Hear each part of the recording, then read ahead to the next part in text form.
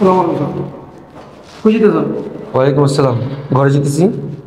যাইতে পারবেন না। কেন? ভিতরে যাইতে পারবেন না, অসুবিধা আছে। বুঝলাম না কি বলতে চান। আমার বাড়ি, আমার ঘর, আমি যেতে পারবো না? স্যার, আমি তো অস্বীকার করি না, এটা আপনার বাড়ি না। বলছে করো, এটা আপনার বাড়ি, আপনারই ঘর। তবু ঢুকতে পারবেন না, অসুবিধা আছে। এত বছর পর এই প্রবাস থেকে আসলাম, এখন আপনি আমার ঘরে ঢুকিয়ে দিতেছেন না?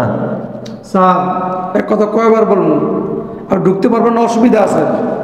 অসুবিধা? কিসের অসুবিধা? হ্যাঁ, প্রবাস থেকে যে আমি আপনার জন্য টাকা পাঠাই মাসে মাসে, এটা দিয়ে যে আপনি খান, আপনার সংসার চলে, তাহলে আমার বাড়ি, আমার ঘরে আপনি আমার ঢুকিয়ে দিতেছেন না কেন? স্যার, আমি বুঝতে পারছি আপনার প্রবাস থেকে আমার বেতন পাঠান, এই বেতন নিয়ে আমার ফ্যামিলি চলে, সংসার চলে। তবু আপনার বাড়িতে আপনি ঢুকতে পারবেন না, সমস্যা আছে। চাচা, আপনার এত বড় সাহস, আপনি আমার বাড়িতে, আমার ঘরে আমায় ঢুকতে দিতেছেন না? কেন ঢুকতে দিচ্ছেন জানেন? শুনবেন? তাহলে শুনেন। ম্যাডাম,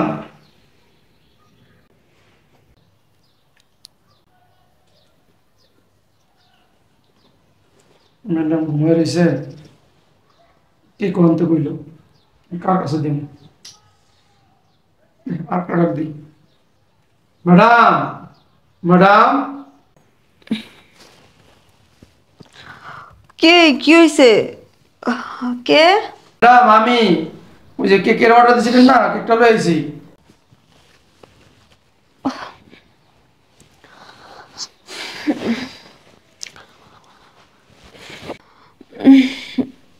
হ্যাঁ কাকা, কোন কি হয়েছে? ওই যে ম্যাডাম কেকটা আনতে কইলেন, কেকটা তো লয়ে আইছি। ও আচ্ছা, লয়েছেন না? আচ্ছা ঠিক আছে, যান। কি হয়েছে কাকা? কি দেখতেছেন? কি দেখেন? ম্যাডাম, প্রতিদিন এই লোকটা আপনার বেডরুমে থাকে। এই লোকটা কে? আপনার সামনে প্রবাস থাকে। আচ্ছা, আপনার সমস্যা কি? আপনি এত কথা কিসের জন্য জিজ্ঞেস করতেছেন? আপনি কেক দিতে আসছিলেন না? কেক দেওয়া তো হয়েছে, তাই না? এবার আপনি চলে যান।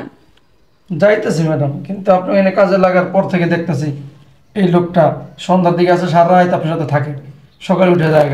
আপনার সামনে প্রবাস থাকে, তো এই লোকটাকে। আচ্ছা, আপনার সমস্যা কি? হ্যাঁ, সমস্যা কি? এত কথা কিসের জন্য বলেন? হ্যাঁ, আপনি হচ্ছে কাজ করতে আসছেন, আপনি কাজ করবেন।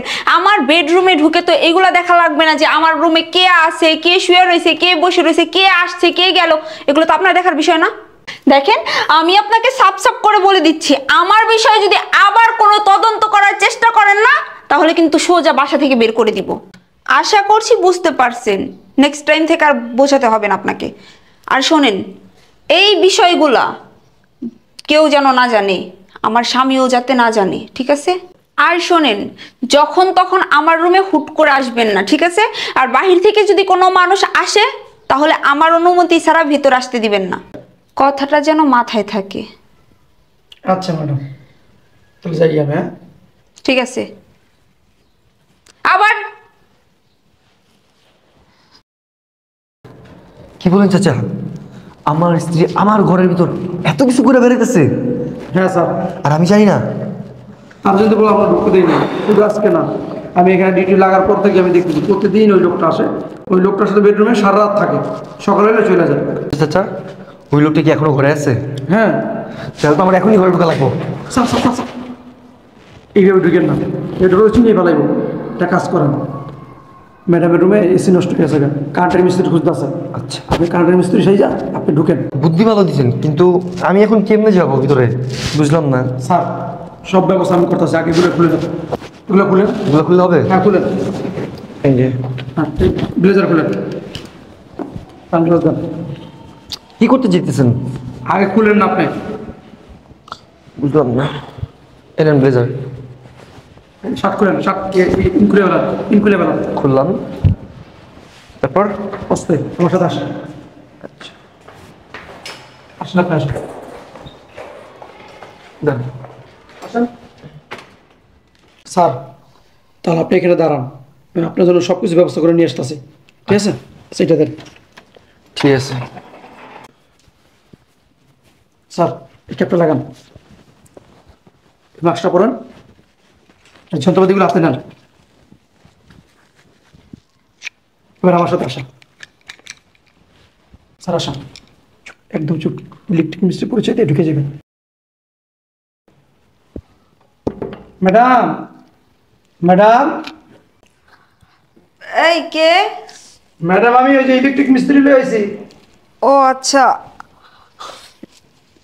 আসি।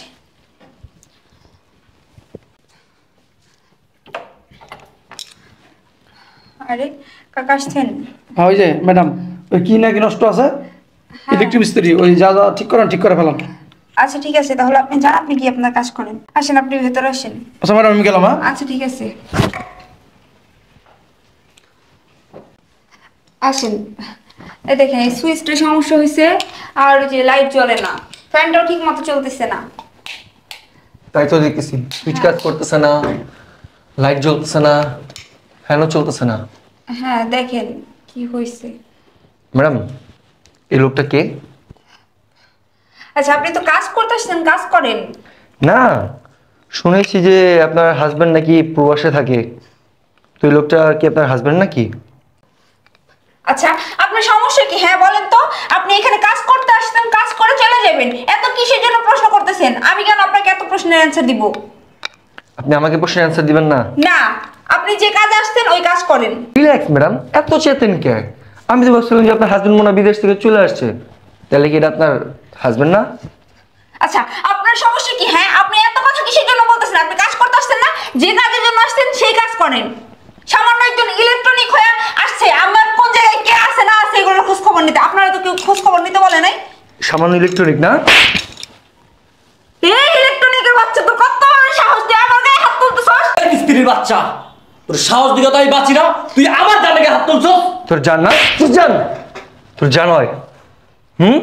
এই ইলেকট্রনিকের বাচ্চা, তোর কত বড় সাহস? তুই তুই আমার বাসায় এসে আমাদের গায়ে হাত তুলতেছিস? কে তুই হ্যাঁ? কে তুই? আমি কে? দাঁড়া, তোকে দেখে দিচ্ছি আমি কে।